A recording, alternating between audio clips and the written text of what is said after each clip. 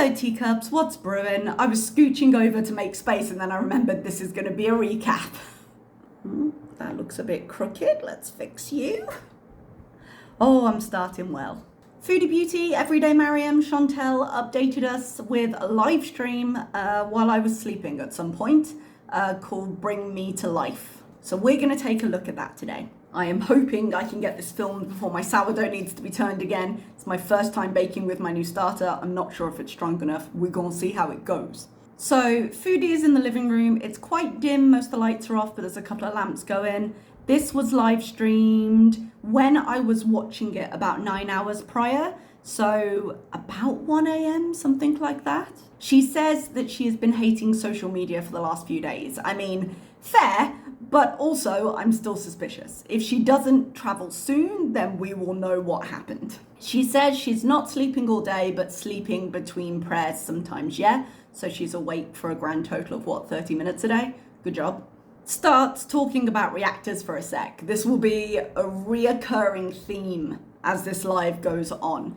Just to say, she briefly tuned into Jessica Messica, which moved her onto another channel, and she heard something awful and she immediately tuned out.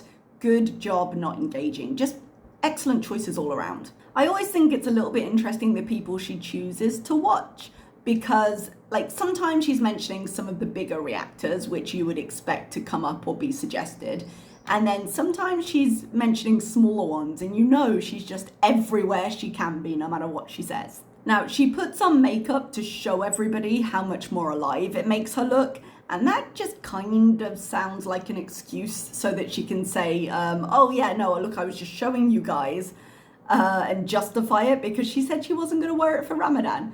But, you know, here we are. It's not that big a deal other than the fact that she's making it one because she said she wasn't going to. And that also will be a reoccurring theme here. Someone suggests a Muslim weight loss group and she retorts that she doesn't see why it has to be Muslim. I think she might be missing the point with that one, or purposely distracting from the point with that one. But being in a Muslim group would make it more designed around any eating restrictions and more aware of local ingredients and of dietary needs. So why not a Muslim group? If you're in the middle of a country following a diet that has food restrictions in the middle of a religious time that has food restrictions, seems like a good idea to me. But, you know, any advice is bad advice. Any advice is immediately met with, well, what about you? What about this? Why does it have to be this? She's very defensive. She says there's a little dent in her play button and she's emailed YouTube to ask if she could have another. And I meant to go and check that video because I don't remember seeing a dent or anything when she showed it to us. We might just not have seen it. But if there wasn't one before, she might just have dented it in the meantime because she tends to throw things around. But she did say, asked if she could have another that says Foodie Beauty, haha, just joking. Yeah, didn't mean it at all. For when I switch personalities, try to write it off as a joke, but her just joking means very much she's telling the truth. But she's waiting to see. I really did mean to go back and check it because I feel like we would have noticed if anything was off with it, because there was a whole conversation of did she buy her award to get it there so quickly, which I don't think she did. I think she bought the subscribers that got her the award, but that's slightly different. She has an appointment with a mental health group that helped with official diagnoses and appointments for therapy. I thought she had been diagnosed. I thought that was the done deal. That was why she kept showing us her medical records. Like she had been diagnosed and other doctors weren't helpful, even though she was following all the guidance, obviously. Now, regardless of that slightly shady take, her engaging with therapy would be a good thing, but I think it's going to end up the same way as it did before. She says that they don't have her records here, which she could request her records, but given how old those records are, I don't see them being much use for a current diagnosis. I wonder what the group thing is though, because if she were resident here with health insurance, she could get referred through her doctor, but she mentions it's expensive, so I'm guessing that's not what's happening here. So is it a group in Kuwait that is just private? And I don't mean in the sense of it's private, you guys. I mean in the sense of she is paying through the nose for them. Or is it something through like an online or what have you? Her medical things are none of our business, but she'll bring them up. So I'm asking questions. Yo Mama super chats. Apparently we don't hate him anymore. There's some FFG Shannon drama that I'm not following. Please don't explain it to me in the comments. I'm not following it for a reason. So I'm guessing that Yo Mama and Foodie are like frenemies again. She said she doesn't have an opinion on it and then she calls them some names. Someone reminds her it's Ramadan and let's behave, and what a lovely thought that is, except, you know, Muslims online are so judgmental. And the person who said this must be a Muslim because people who aren't Muslims can't say anything. She goes on a short rant about people complaining about immigrants taking jobs when it's jobs that they are either not qualified for or not willing to do. She says she hates Cornwall because it's too white. Briefly mentions her birthday, says Salah wants to take her out to eat or whatever, but she's not sure. She's been complaining about pain in her leg for most of this. We're back, unsurprisingly, on the topic of reactors. Says people should be thanking her for being able to take their kids to Disney World on her content. You're welcome, Jay Leno. Mariam, someone just reminded you it was Ramadan. I know you're hungry, but resist. Now, it doesn't really help that Yo Mama is milking her with super chats at this point. He mentions Shannon again, and Foodie, and I will call her Foodie here as it's clearly not Mariam behaviour, starts airing out Shannon's dirty laundry in regards to her marriage and the affair she's had, has the nerve to compare anyone's marriage to her own, and says at least Salah didn't cheat in real life. My dear, he text messaged real messages inviting a woman to come stay with him. Money stopped them, not his morals. He was 100% down. But as always, Foodie is exempt from any backlash because she only ever talks back and never starts anything. She says she knows that Salah was still cheating, but there are levels she thinks. It was only texting, and again, not in Salah's mind, and that's the key thing here. The fact that Kai Bella ended up being a troll who had no intention of following through with it is complete chance. Like, it's not relevant to the discussion of whether Salah was willing, ready, and trying to go forward with whatever he was saying. Someone asks, are you done with Twitch? She sighs, but she says no, because life is hard. She tells us that Julia has taken over an Aquafina box that she threw into the middle of the room, and someone mentioned that it's owned by Pepsi, whom Foodie is claiming to boycott. And she says, but it was on sale, and boycotting is really hard because everything is owned by everything.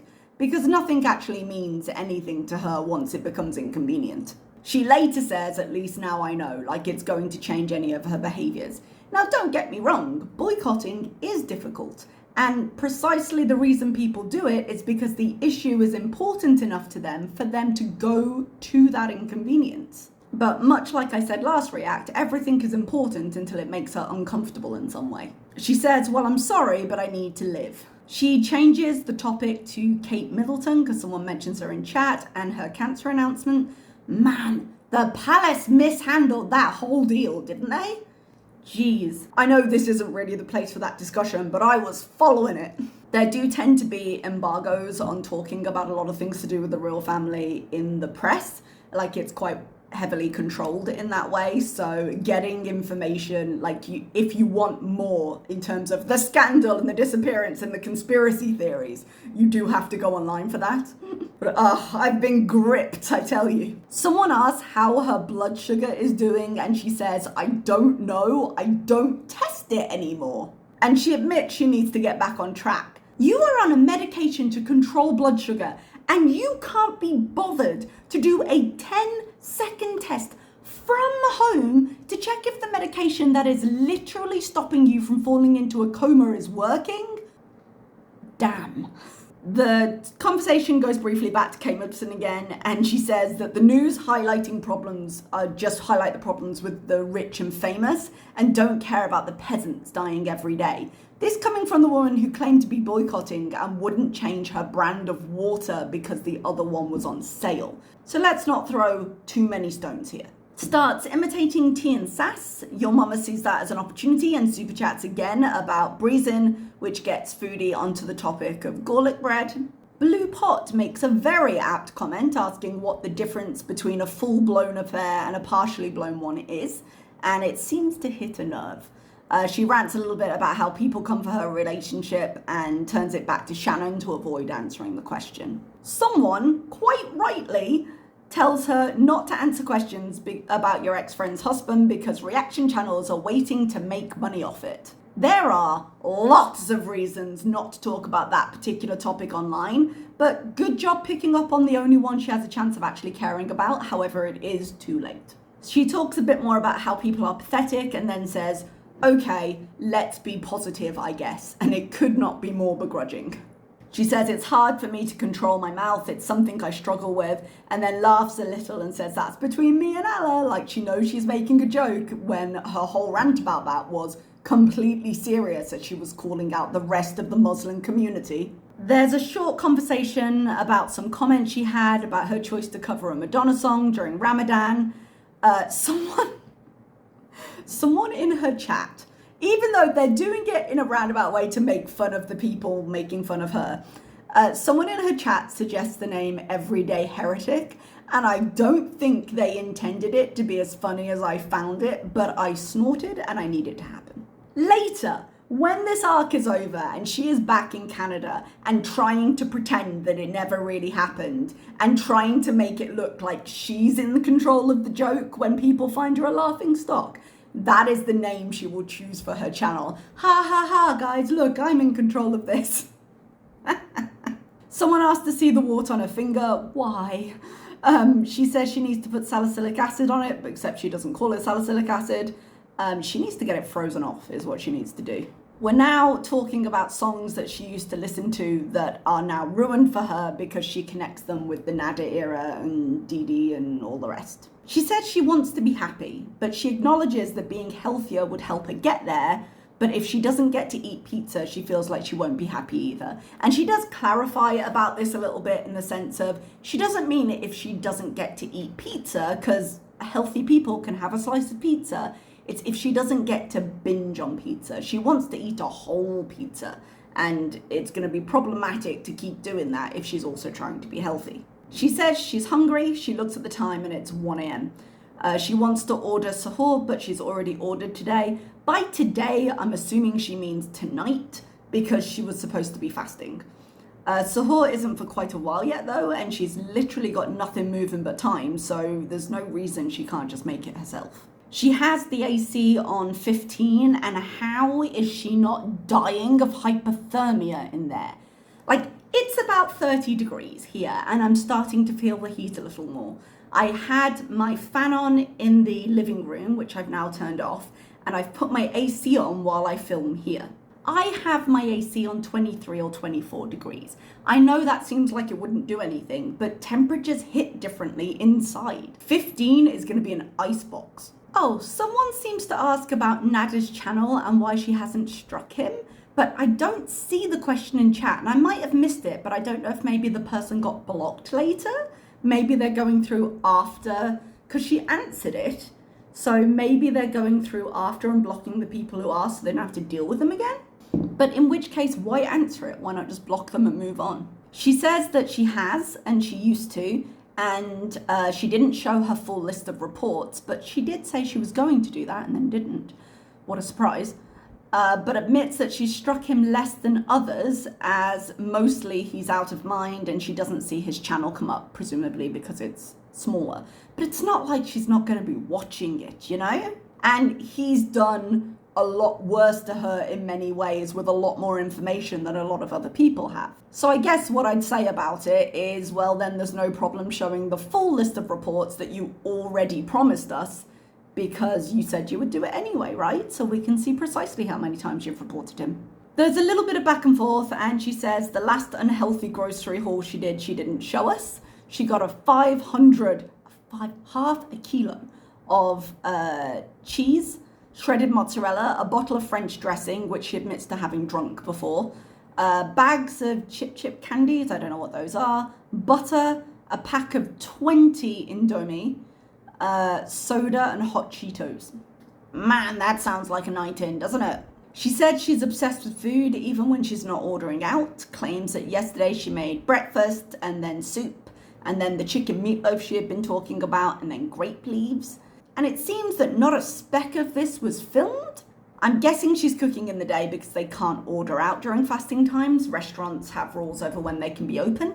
She gets excited by the idea that she has great leaves still, and despite her leg hurting, she fights through the pain to go get them because priorities. Something is off with the timeline she's saying though. It might just her being mistaken, and because she said, oh no, I'm awake during the day on and off for prayers, maybe when she's saying yesterday, she means she's actually just awake in the night, so the day thing was a lie.